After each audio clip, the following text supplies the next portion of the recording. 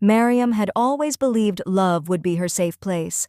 At 28, she thought she had found it in Abayomi, a man who once brought her flowers and promised forever. But months into marriage, forever began to look more like survival. Pregnant and worn down, Mariam now lived in her husband's family home with his overbearing mother and sharp-tongued sister, Bisola. What should have been a season of rest and care became a daily struggle. Abayomi was barely around, coming home late and often drunk. He hardly gave her money for food, let alone offered support.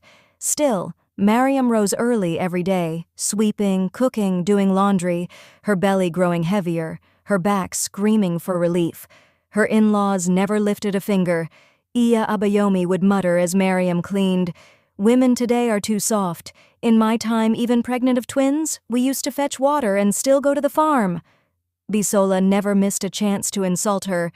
"You just eat and sleep. Is it only you that's pregnant?" Mariam tried to hold herself together for the sake of her baby, but that night shattered everything. Abayomi came home at 3 a.m., reeking of alcohol. His voice was loud and sharp. "Where's the food?" "You didn't leave money," she replied, her voice tired. That was all it took. "You're useless," he shouted. "You think carrying a child makes you special? Get out of my house." He flung her bag outside and pointed to the door. Mariam stood still, heart pounding. She looked down at her belly, tears falling, and picked her bag. Then once outside, she called the person that loved like her own daughter. "Aunt Rebecca." "Auntie, he threw me out," she whispered, voice trembling. Her Aunt Rebecca was calm. "Wait at the gate. I'm sending Femi." Within 30 minutes, her cousin Femi pulled up.